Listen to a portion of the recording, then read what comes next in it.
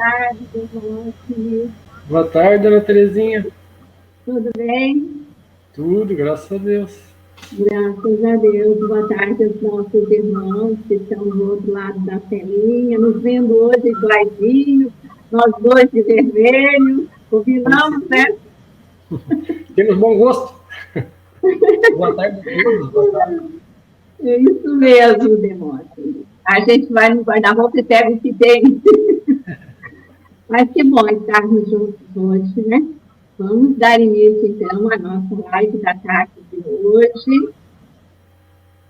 E pensamento. Vamos fazer a prece que Jesus nos ensinou tranquilamente, com o nosso pensamento voltado para Jesus. Nós vamos dizer: Pai nosso que estás no céu, santificado seja o vosso nome, seja feita a vossa vontade, aqui na terra e também no céu. O pão nosso de cada dia nos dai hoje e sempre, ó Pai. Perdoe, Senhor, as nossas ofensas, assim como nós devemos perdoar a todos que nos têm ofendido. Não nos deixe, Senhor, cairmos em tentações. Livra-nos, Pai, de todo mal, pois nosso reino, o poder e a glória por toda a eternidade. E em nome de Deus, nosso Pai, de Jesus o Cristo, de Deus, nosso amado Mestre, amparado pelos nossos mentores, anjos guardiães, por Oswaldo Melo, mentor espiritual da nossa querida e amada Casa de Oração, que é o Centro Espírita Claro de Jesus, nós damos por aberto as atividades da tarde de hoje. E assim seja. Então, meus irmãos, nós vamos dar início hoje falando sobre um livro muito importante na doutrina espírita, que é o Livro dos Espíritos. Não é sobre perguntas, nem sobre respostas. Nós não vamos falar sobre isso vai ficar a cargo do nosso irmão, o Demóstenes. Mas nós vamos falar sobre o primeiro livro da codificação, todos nós sabemos que é o Livro dos Espíritos. E qualquer frequentador assíduo de um centro espírita, ele conhece o Livro dos Espíritos. Se perguntado, ele já vai dizer que o Espiritismo é uma doutrina revelada pelos Espíritos superiores a Kardec, que o codificou, né, em 5 obras. A doutrina é codificada em 5 obras. Então, o primeiro é o Livro dos Espíritos, depois o Livro dos Médios, o Evangelho, Céu e Inferno, a Gênese. E que Kardec foi muito laborioso, muito incansável, ele foi incessante no trabalho da codificação. Isso nós podemos afirmar porque é gratificante, é maravilhoso ser espírita. Espiritismo é uma alavanca que nos impulsiona a nos conhecermos. Então, voltando ao Livro dos Espíritos, na parte introdutória do mesmo, nós vamos observar o seguinte, que na parte introdutória, a introdução do Livro dos Espíritos, que nos fala sobre Deus eterno, imutável, único, onipotente, soberanamente bom, justo, que criou todo esse imenso universo, né? Que abrange tudo, todos os seres animados, inanimados, materiais e imateriais. Bem, essa parte da introdução do Livro dos Espíritos foi Kardec quem a escreveu e assinou. A introdução foi feita por Kardec e assinada por ele. Então, mais algo, mais adiante um pouquinho, nos chama muito a atenção. Em Prolegômenos, nos chama a atenção e aguça até a nossa curiosidade, a curiosidade de muitas pessoas. Por isso eu escolhi falar sobre esse tema na tarde de hoje. Por quê? Porque nele contém uma ilustração e só está no Livro dos Espíritos, somente no Livro dos Espíritos, que é o desenho de uma cepa. Vamos ver.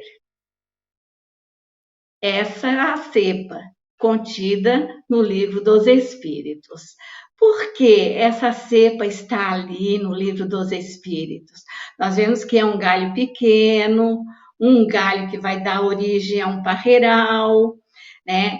Então, esta é a cepa contida no Livro dos Espíritos. Então, vamos continuar.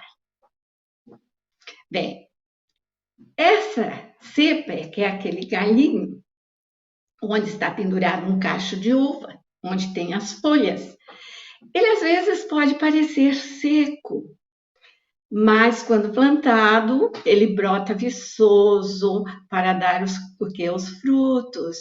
Então, essa cepa é que vai definir a qualidade da uva para fazer um bom vinho. Então, agora nós vamos falar. Falar em vinho nos reporta a uva. Falar na uva nos reporta a cepa.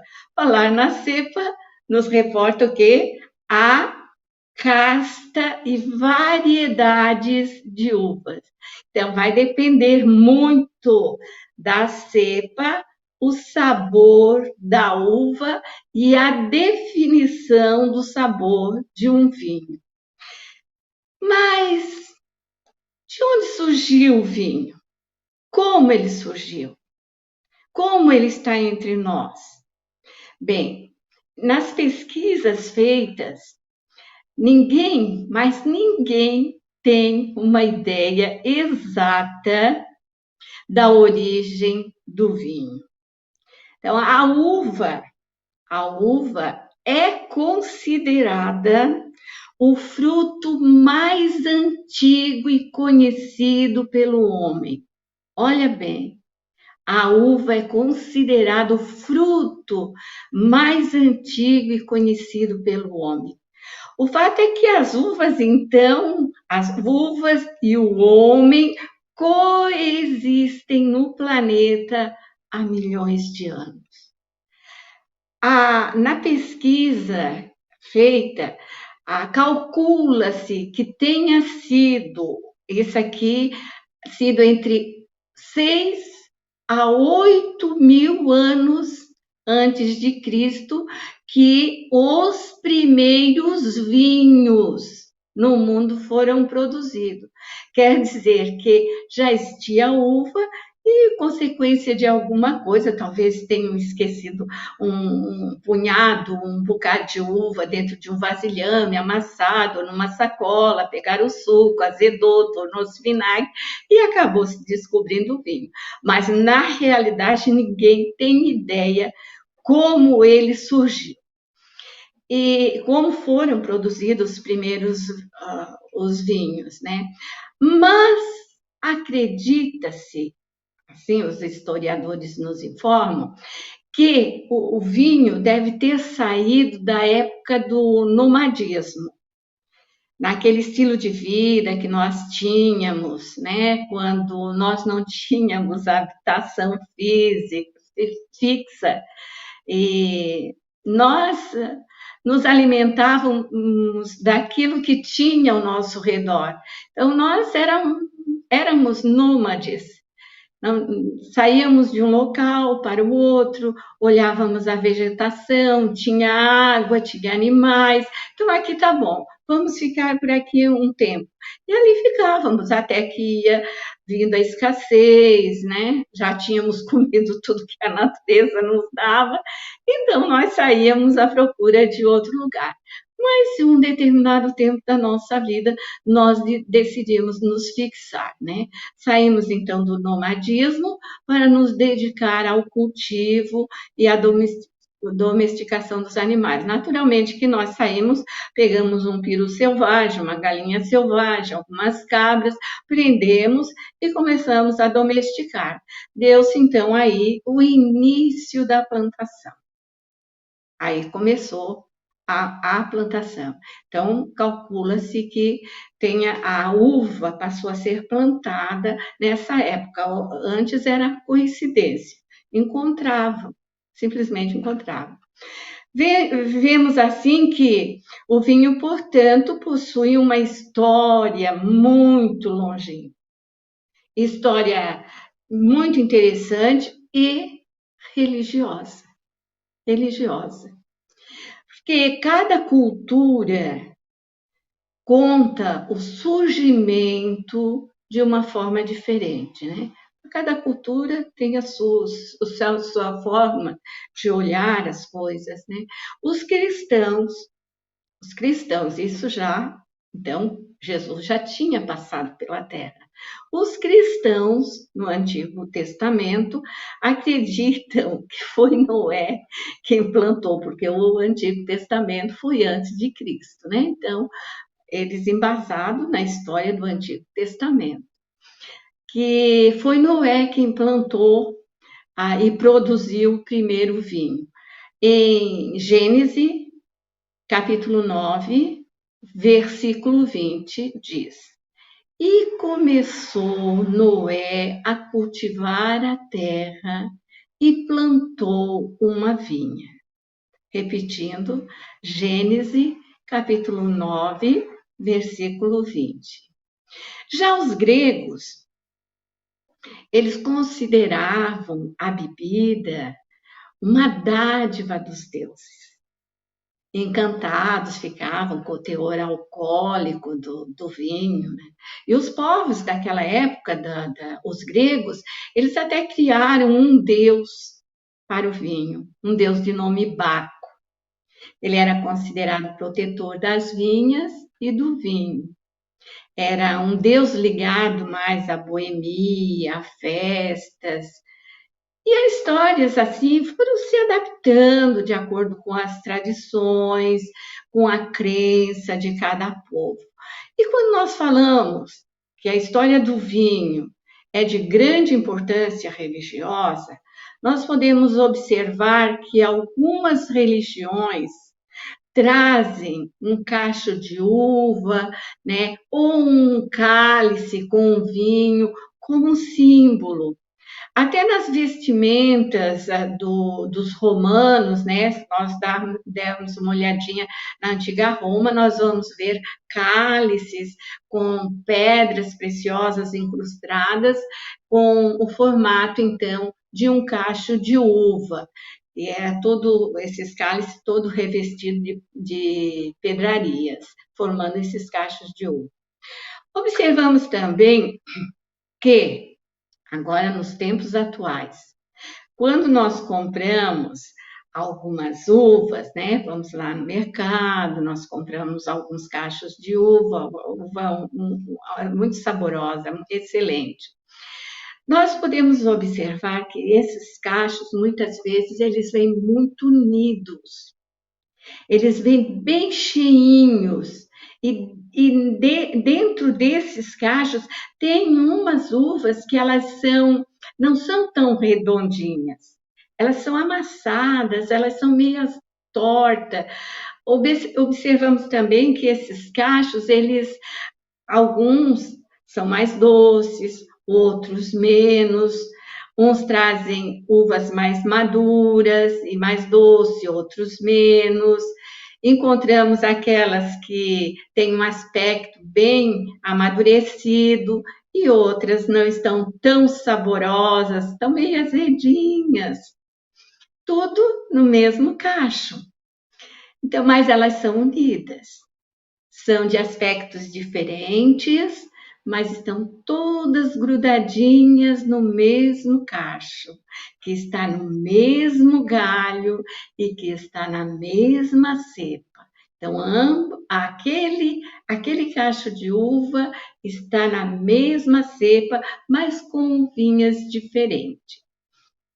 Ou seja, ele está no mesmo tronco da videira. São da mesma linhagem.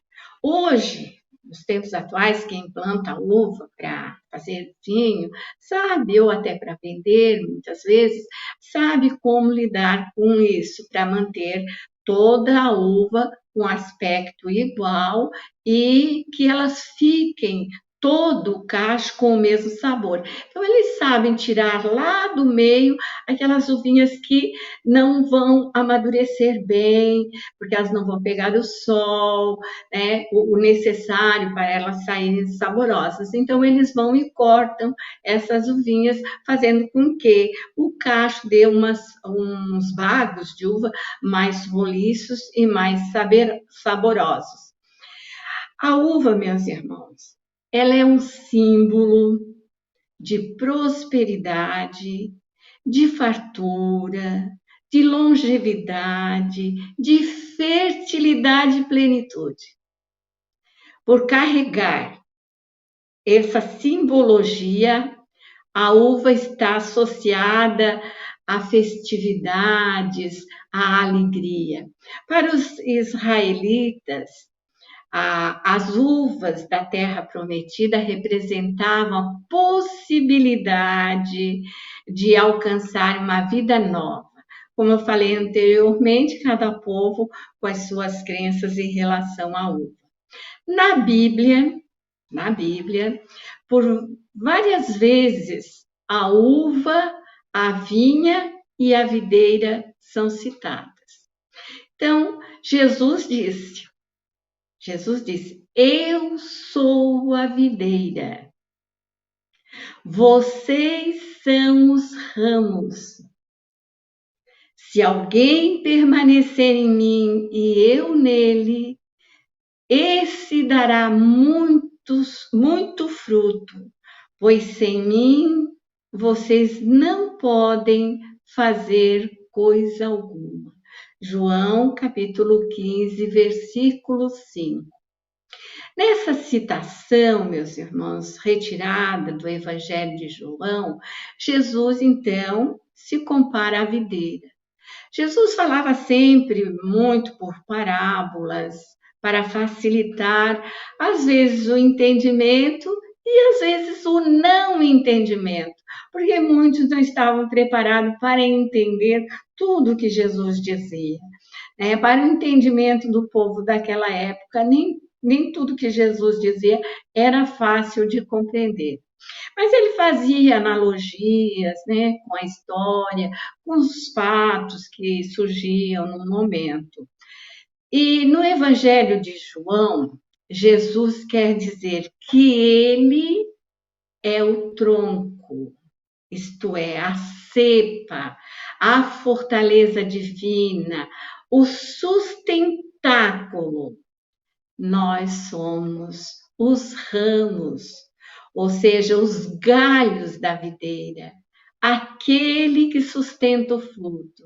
Então, nosso modelo e guia, Jesus, nos diz que, se seguirmos os seus passos, olhando nossos atos, nos revestindo de doçura, do amor, nós seremos reconhecidos por Deus. Sem os ensinamentos do Mestre Jesus, somos apenas uvas azedinhas. A cepa espírita, encontrada no Livro dos Espíritos, ou seja, o ramo da videira espírita, reproduzida no Livro dos Espíritos, de Allan Kardec, né, da doutrina espírita, é só uma representação gráfica da obra divina. Tem sido usada normalmente como emblema do Espiritismo, embora absolutamente não constitua um símbolo sagrado. Ao contrário de outras religiões, o Espiritismo não tem símbolos associados. Isso decorre justamente do que prega a doutrina espírita, que é prescindir do que não seja realmente necessário. Após a introdução, como falei anteriormente, né, do Livro dos Espíritos, que foi redigido e assinada por Allan Kardec, o codificador do Espiritismo, segue então a parte do prolegômeno, que nós vamos observar então nessa parte do prolegômeno que ela não é assinada por Kardec. Kardec escreveu, né, redigiu, assinou, como falei anteriormente, a introdução, mas Prolegômenos ele não assinou. Ele escreveu sim, ele recebeu da espiritualidade, então, mas ele não assinou. Prolegômenos é assinada por João Evangelista, Santo Agostinho, São Vicente de Paula, São Luís, o Espírito da Verdade, Sócrates, Platão e muitos outros espíritos que cooperaram, muitos deles anonimamente, com Kardec. Não vou citar todos, porque são muitos os espíritos que auxiliaram Kardec. São espíritos veneráveis, trabalhadores do amor, espíritos virtuosos. Prolegômenos, portanto, é a parte elucidativa na qual afirma-se que os espíritos que auxiliaram Kardec, muitos viveram em épocas diferentes, uns bem até antes de Cristo e outros depois de Cristo, lógico.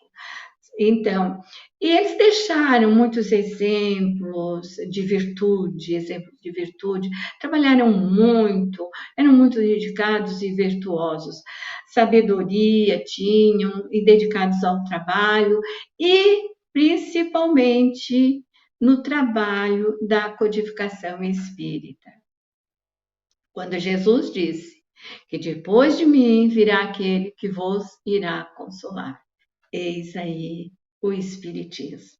E muito bem trabalhado, muito bem colocado e deixado exatamente na hora em que nós mais precisávamos, que estávamos nos abrindo para entender, para conhecer. Então, o professor Hipólito Leon Denis Rivail, que é Allan Kardec, né, então tratou de fazer, de compilar, de organizar, de ordenar todo o material que foi reunido. E os espíritos que o auxiliaram disseram a ele o seguinte, muito importante isso: estaremos contigo sempre que pedires para te ajudar nos teus trabalhos, porquanto esta é apenas uma parte da missão. Isso eles falaram para ele. O Cristo é a videira verdadeira. Todas essas afirmações de Jesus se referem ao Cristo, né? O que os espíritos amorosos, auxiliares de Kardec, disseram foi: estaremos contigo sempre que pedires para te ajudar nos teus trabalhos, porquanto esta é apenas uma parte da missão. Então, meus irmãos, vemos que o Cristo é realmente a videira. E essas afirmações que João Evangelista nos deixou, ele se refere ao Cristo, não ao homem. O Cristo que é a manifestação de Deus no mundo sensível, ele é a videira verdadeira. O Cristo é a nossa natureza íntima, num ponto que nós ainda nem temos acesso. Nós somos partículas divinas, somos manifestações individualizadas de Deus. O nosso Cristo interno é a videira. Deus, Criador do universo, é o lavrador.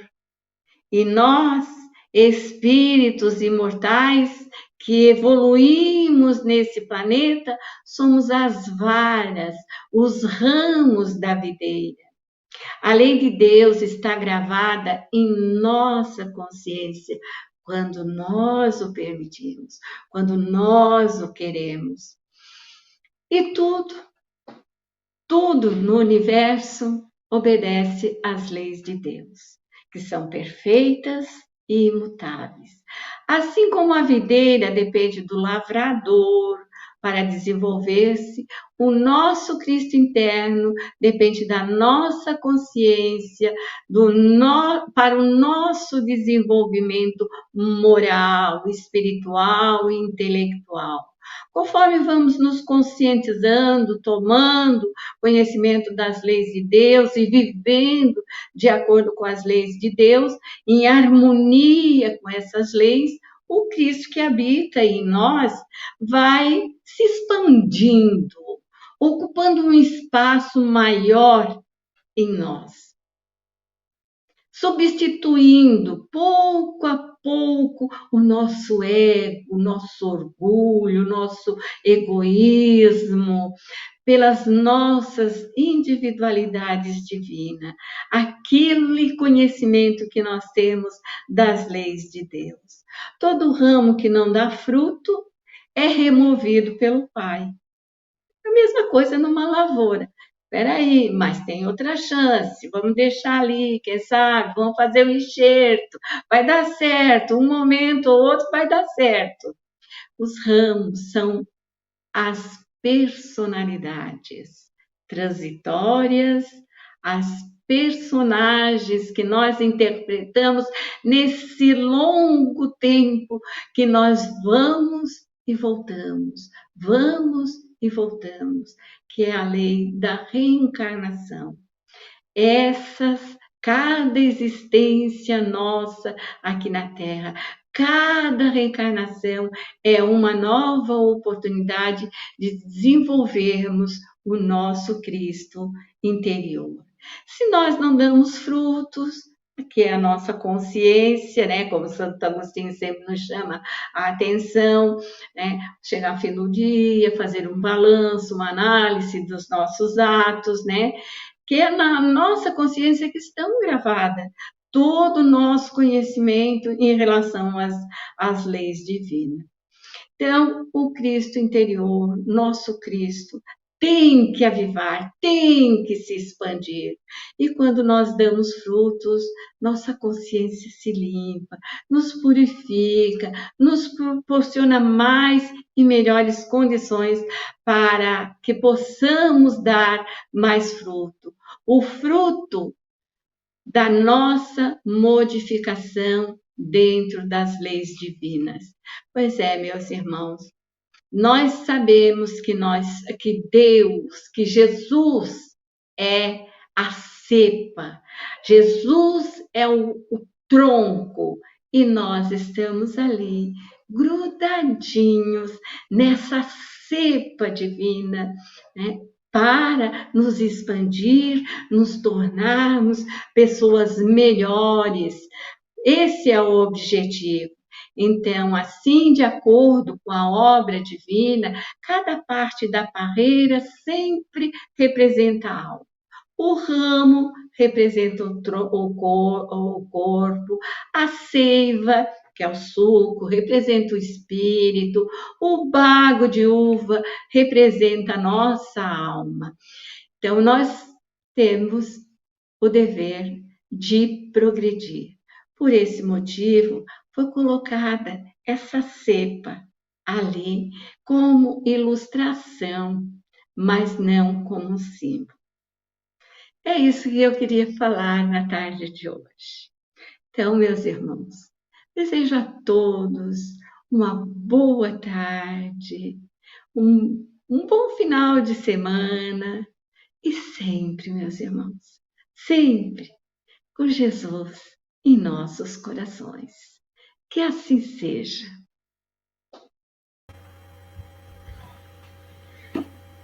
Então, boa tarde novamente a todos. Nós vamos continuar o estudo do Livro dos Espíritos. Estamos estudando na sequência da semana passada, livro 2º, capítulo 6º, Vida Espiritual ou Vida Espírita. O nosso tema de hoje é a escolha das provas. Questão 258 de O Livro dos Espíritos. No estado errante, e antes de começar nova existência corpórea, o espírito tem consciência e previsão das coisas que lhe vão acontecer durante a vida? Perguntou o Allan Kardec para os espíritos. Então, lá no mundo espiritual, antes de a gente vir encarnar nesse corpinho aqui, o espírito tinha consciência e previsão das coisas que iriam acontecer durante a vida? E os espíritos respondem, então, a Allan Kardec. Ele próprio escolhe o gênero de provas que deseja sofrer. E nisso consiste o seu livre-arbítrio. Então, o que Allan Kardec recebeu aqui como resposta? Quem escolhe o gênero das provas é a gente mesmo, de acordo com o nosso livre-arbítrio.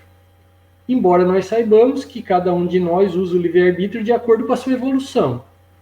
Então, aqueles que têm um nível um pouco melhor de entendimento conseguem escolher as provas de uma maneira mais autônoma. E aqueles que ainda têm um livre-arbítrio reduzido, em razão do seu primitivismo, ainda de entendimento, ele vai ter a imposição de algumas coisas lá no meio do planejamento reencarnatório dele. Isso é natural, porque quando a gente pensa em uma criança pode fazer tudo o que ela deseja? Né? Nós deixamos ela escolher tudo o que ela vai fazer? Então ela diz assim, não, hoje eu não desejo ir à escola, então não vou à escola. Hoje eu não desejo tomar banho, porque eu não tenho vontade de tomar banho. Estou cansado, quero dormir. E a gente deixa, então, não, tudo bem, vai dormir sem tomar banho, não precisa. Né? Não tem problema ter jogado futebol a tarde toda e agora tomar banho. A gente não aceita isso, porque não é correto. Ela não tem completa noção do que é bom para ela realmente. E assim somos todos nós enquanto espíritos, né, ainda imperfeitos. Nós temos uma noção que nos auxilia a tomar essas decisões no mundo espiritual, quanto às dificuldades que enfrentaremos, quanto àquilo que a gente quer provar que agora a gente já consegue fazer, porque nós não somos espíritos criados hoje, nem ontem, nem há 1000 anos atrás, nós já temos muito caminho percorrido. E todo esse caminho tem uma história, e a nossa história traz escolhas que nós fizemos ao longo dos milhares de anos. Essas escolhas definiram o caminho que nós tomamos, o rumo. E quando a gente chega antes da encarnação, nós nos encontramos no mundo espiritual, não podemos esquecer isso.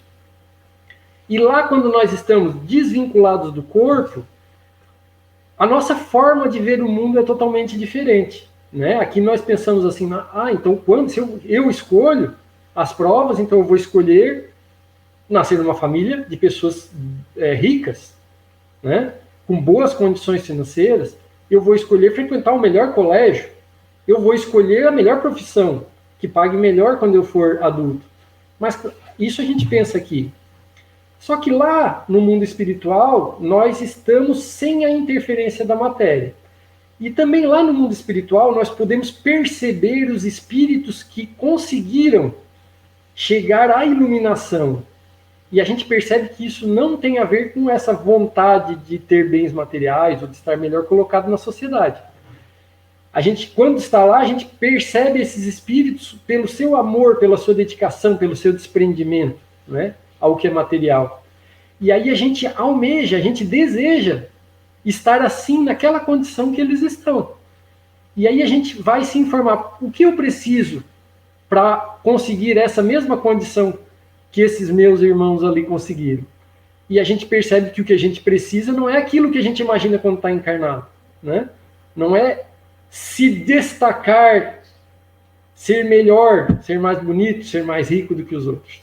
O que a gente precisa é exatamente, às vezes, o contrário. Né? É se doar, é ser servidor do outro, como Jesus ensinou e como ele mostrou. Né? Ele lavou os pés dos discípulos. A hora que estavam todos os discípulos lá disputando, para que eles soubessem entre eles qual era o espírito maior e que seria mais bem colocado no reino que Jesus anunciava. Jesus, percebendo a contenda, ele pega uma toalha, enrola na cintura, como faziam os escravos, se ajoelha e começa a lavar os pés dos discípulos. Por que lavar os pés? Porque eles andavam naquelas estradas poeirentas da época, né? Então estavam todos empoeirados. E aí Jesus vai lavar os pés deles, os pés e as pernas e tal. Porque ele se coloca na posição de servidor. E aí ele ensina, tanto com o exemplo como com as palavras, que os últimos serão os primeiros. Aquele que quiser ser o maior no reino dos céus, que seja servidor dos outros. E ele nos dá uma ideia de devem ser as nossas decisões. Então, quando a gente está no mundo espiritual, a gente percebe a grandeza dos espíritos que já decidem pelo bem. E a gente, ao mesmo tempo, percebe a nossa limitação e aquilo de escuro, de falta de luz que nós ainda temos no nosso espírito, no nosso perispírito. Então, percebendo tudo isso, nós tomamos lá as decisões para que a gente possa melhorar. Só que quando a gente encarna aqui, nos é dado o benefício de esquecer o que aconteceu antes, nas outras vidas, de esquecer o que aconteceu no mundo espiritual. A gente tem a oportunidade de começar de novo. Claro que com todas as nossas tendências boas e ruins, mas começar de novo. E quando a gente começa de novo, se a gente soubesse de tudo que nós fizemos no passado, a gente teria uma vergonha danada daqueles que a gente prejudicou. Talvez a gente não quisesse se aproximar daqueles que prejudicaram a gente. E tudo isso dificultaria muito a nossa evolução. Então tem um benefício de a gente começar de novo sem saber, né, sem lembrar totalmente do que houve. Embora a gente traga conosco as simpatias, as antipatias das pessoas que vão surgindo no nosso caminho.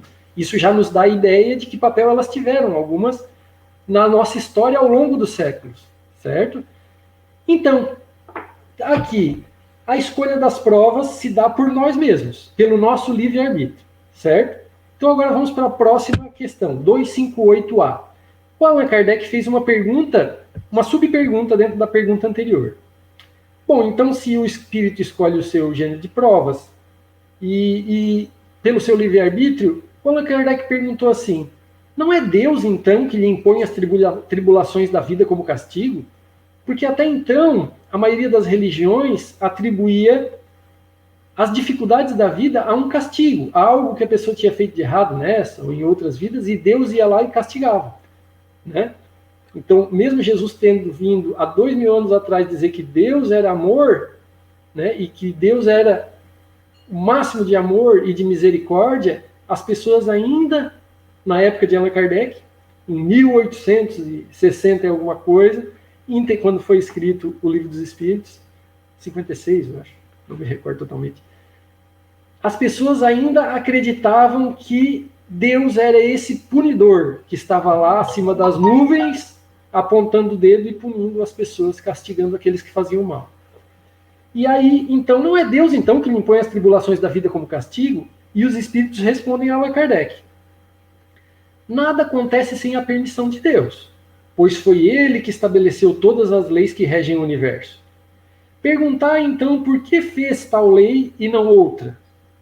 Dando ao espírito a liberdade de escolher, Deus lhe deixa toda a responsabilidade de seus atos e de suas consequências. Nada entrava o seu futuro.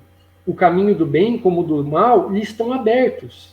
Se vier a sucumbir, resta-lhe o consolo de que nem tudo se acabou para ele, e que Deus, em sua bondade, deixa-o livre para recomeçar o que foi mal feito. Além disso, é preciso distinguir o que é obra da vontade de Deus do que é obra da vontade do homem. Se um perigo vos ameaça, não foste vós quem o criou, e sim Deus. Tivestes, porém, o desejo de vos expordes a ele, porque nele vistes um meio de progredirdes, e Deus o permitiu. Bom, vamos lá então. Então nós decidimos as provas. Nós não decidimos exatamente tudo o que vai acontecer, mas nós decidimos os principais fatos. Nós escolhemos uma trilha, uma estrada. Nós olhamos lá do mundo espiritual e dizemos, vou escolher essa estrada. Então eu escolho os principais acontecimentos. Vou nascer em tal família, vou nascer em tal sociedade regional. Em determinada época da minha vida vou me transferir para outra localidade. Ou não, ou vou continuar naquela localidade. Vou escolher mais ou menos uma profissão dentro dessa linha. Vou provavelmente me casar com uma pessoa tal, ou não vou casar. A gente decide os rumos. Vou desencarnar em determinadas condições, que pode ser uma provação também. Vou ter determinada dificuldade física, vou ter determinada doença, vou ter vou ter algum problema físico já de nascimento. Tudo isso é decidido ali. Vou ser uma pessoa bela ou não vou ser uma pessoa bela. Vou ser uma pessoa rica ou não vou ser uma pessoa rica. Eu escolho as provas. As provas vão definir se eu já consegui chegar a determinado aprendizado. Eu venho para fazer a prova. Então, eu já consigo o desprendimento dos bens materiais. Então, eu escolho a prova da riqueza. Porque nada melhor do que a prova da riqueza para eu demonstrar que eu já consigo ser desprendido dos bens materiais. Mas eu gostaria de passar pela prova da fome. Eu gostaria de passar fome. Então, eu tenho que nascer numa sociedade, numa região, numa família, que possibilite eu passar pela prova da extrema miséria. Porque eu quero provar que eu consigo, sem me envolver em criminalidade, eu consigo passar por isso. Então eu escolho, dentro daquilo que eu acredito que eu consigo vencer. Agora eu escolhi a trilha, a estrada. Mas eu não escolhi um trilho. O trilho do trem, o trem não consegue sair nem 1 centímetro para o lado, nem 1 centímetro para o outro. Ele está preso no trilho. E as nossas provas que nós escolhemos não são um trilho. Nós escolhemos a trilha, a estrada.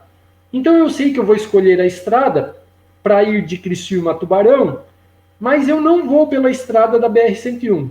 Eu vou escolher uma estrada, uma estrada secundária que passa pelo interior de Sara, pelo interior de Jaguaruna.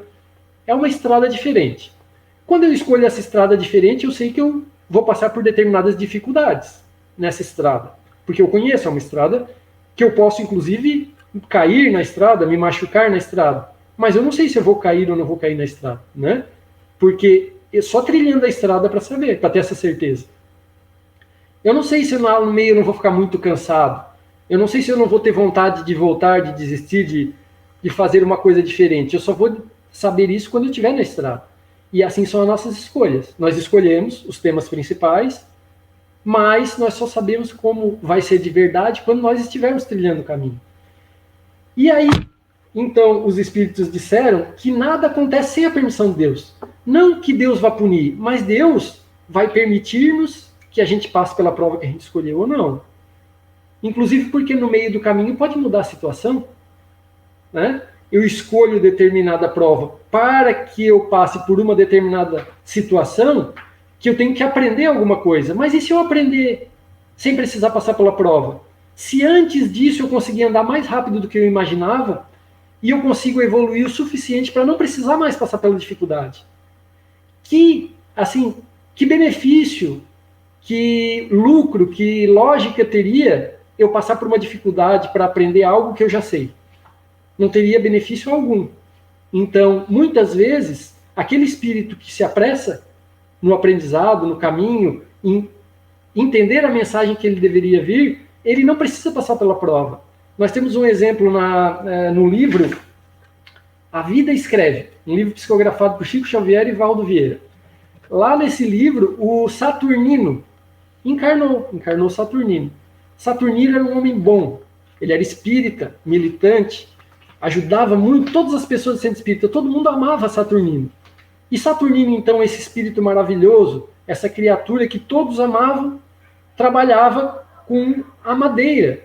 E num dia lá no trabalho dele, ele se descuidou e a serra machucou todo o braço direito dele, o principal braço de trabalho dele.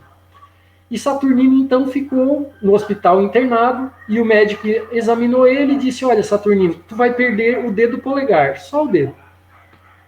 Foi um machucado em todo o braço, mas você vai perder o dedo. E o Saturnino ficou meio chateado, porque aquilo ia prejudicar o trabalho dele, né? Inclusive, por um tempo ele ia ter que ficar afastado de algumas atividades. E aí ele vai ao centro espírita naquela mesma semana e todas as pessoas que lá olhavam para o Saturnino pensavam: nossa, que coisa, acontecer isso com uma pessoa tão boa. E alguns chegavam a pensar como Deus permite que uma coisa dessas aconteça com um espírito tão bondoso como o Saturnino, com uma pessoa tão boa. Isso é uma injustiça. E aí Saturnino, muito embora tivesse resignado com a situação, ele ficou chateado, ficou acabrunhado com a situação. E ele foi lá no final da palestra espírita, um colega médium chegou até ele, vendo ele naquela situação, e disse: olha, Saturnino, foi dado a mim perceber que você, há muitos anos atrás, numa outra encarnação, para castigar um trabalhador da sua propriedade rural, você, na hora que estava sendo feita a prensagem da cana, ele não quis obedecer às suas ordens, você obrigou ele a botar o braço direito, e todo o braço direito dele foi esmagado. Ele perdeu o braço por uma ordem sua. E aí você, no mundo espiritual, muito arrependido, decidiu que nessa encarnação você iria vir e iria perder o braço direito. Só que você se destacou tanto, trabalhou tanto e entendeu tanto a mensagem de amor, que você só precisou nesse evento perder o dedo. Então agradeça a Deus por essa bênção, pela sua misericórdia. E Saturnino, então, de olhos em prantos, elevou uma prece naquele momento a Deus, agradecendo pela misericórdia divina na vida dele se mostrando. E aquilo serviu também de exemplo para todos os que estavam no local e foi grafado no livro para que nós pudéssemos também hoje estarmos nos servindo do exemplo do Saturnino. Mas também existe o contrário. Nós também podemos... A gente acreditava que conseguiria vencer a prova e não vencemos. Né? Existe essa outra face. E no livro Os Mensageiros, existe lá, o André Luiz se depara com o espírito Otávio. O espírito Otávio tinha sido preparado no mundo espiritual para vir desempenhar uma missão importante no centro espírita. Ele teria mediunidade, receberia mensagens dos mentores espirituais e seria o sustentáculo de um trabalho. E lá no mundo espiritual ele recebeu a ajuda de 6 espíritos maravilhosos. Esses espíritos ajudaram ele muito tempo até ele conseguir se reerguer, se aprumar para poder vir encarnar. Então ele teria que receber aqui os 6 espíritos. Esses 6 seriam órfãos de uma família e chegariam até ele e ele teria que acolhê-los como seus filhos. E ao longo do tempo, se ele demonstrasse fidelidade, chegariam recursos para ele e ele poderia desempenhar essa missão de uma maneira tranquila. E ele não casaria, ele ficaria solteiro. Essas eram as provas que ele escolheu. Entre outras, eram essas provas que ele escolheu. E ele chega aqui e ele começa a perceber, e ele começa a trabalhar, e aí aquilo tudo que os espíritos diziam de bonito, ele não tomava para ele.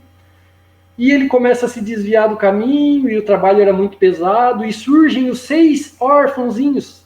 E ele tem a oportunidade de adotá-los, ele se desfaz daquele compromisso, e aí nas suas ações impensadas, ele acaba se envolvendo com uma mulher, é obrigado a casar com elas contra a sua vontade. Essa mulher era um espírito muito inferior ao entendimento evangélico que ele tinha, e ele sofre muito com isso. Como ele não assumiu as 6 crianças que ele deveria assumir, ele tem como filho um espírito revoltadíssimo e que faz ele passar por sofrimentos atrozes. E os recursos que chegariam a ele, financeiros, não chegam porque ele não se mostrou digno. Então veja que a gente pode tanto melhorar muito aquilo que a gente planejou como prova e diminuir, atenuar a dificuldade, como a gente pode agravar a dificuldade pelas nossas escolhas errôneas. Então, escolhemos a estrada, mas como nós vamos trilhar a estrada, somos nós que vamos definir aqui. E tem um outro espírito que chegou ao mundo espiritual e pediu o seguinte: olha, eu gostaria de ver qual foi a minha programação, para ver se eu consegui superar não a programação. E lhe deram, então, impressa a programação para ele olhar. E ele disse assim: olha, mas esse aqui não é a minha programação. Não, sim, a sua aqui não tem erro. Aqui nesse departamento espiritual não existe erro. Se é essa aí que está para você, é a sua. Mas não pode ser, porque aqui diz que eu ficaria cego aos 43 anos, e eu vivi muito mais do que isso e não tive nenhum problema de cegueira. E aí os espíritos disseram a ele: sim, mas você também, olha ali na sua programação, tem alguma coisa dizendo que você adotaria 12 crianças? Não diz aqui, mas você adotou, não adotou? Sim, adotei. Então, como que nós iríamos permitir que 12 crianças ficassem desassistidas com a sua cegueira? Então, com a sua decisão, você alterou o seu planejamento reencarnatório. Então, todos os dias nós podemos alterar o planejamento. A partir do momento que a gente entendeu a lição compreendida faz desnecessárias as dificuldades que poderiam advir. Sempre que a providência divina nos encontra trabalhando no bem, ela dá a volta e retorna para onde ela veio. E aguarda. Certo? Então nós podemos muito bem viver de acordo com os ensinamentos de Jesus e alterar a programação. Ou, quem sabe, se nós não programamos, já andar mais rápido nessa existência. E seja essa realmente a nossa programação. Porque andando com Jesus, nós podemos ter a segurança que andamos no caminho certo.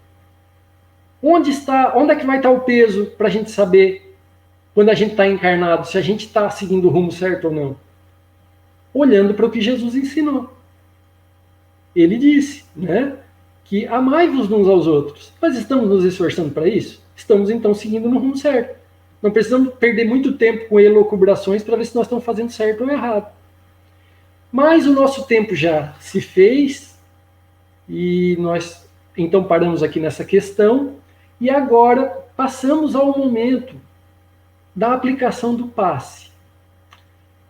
E no momento do passe, que o grupo responsável por essa tarefa já se encontra em oração nas suas casas para a irradiação das energias, eu vou pedir licença aos colegas para que, enquanto nós estivermos no momento do passe, eu vou fazer a prece de Cáritas, que foi trazida na palestra do último domingo por um irmão nosso, discutida pormenorizadamente. E eu gostaria, então, que a gente que já assistiu a palestra do domingo e já sabemos a importância dessa prece, agora façamos ela do nosso coração. Então, todos agora recebendo, posicionados mentalmente para receber as energias do passe e ouvindo a prece de Cáritas. Deus, nosso Pai, que sois todo poder e bondade, dai a força àquele que passa pela provação, dai a luz àquele que procura a verdade, ponde no coração do homem a compaixão e a caridade. Deus, dai ao viajor a estrela guia, ao aflito a consolação, ao doente o repouso. Pai, dá ao culpado o arrependimento, ao espírito a verdade, à criança o guia e ao órfão o pai. Senhor, que a vossa bondade se estenda sobre tudo o que criastes. Piedade, Senhor, para aquele que vos não conhece. Esperança para aquele que sofre. Que a vossa bondade permita aos espíritos consoladores derramarem por toda parte a paz, a esperança, a fé.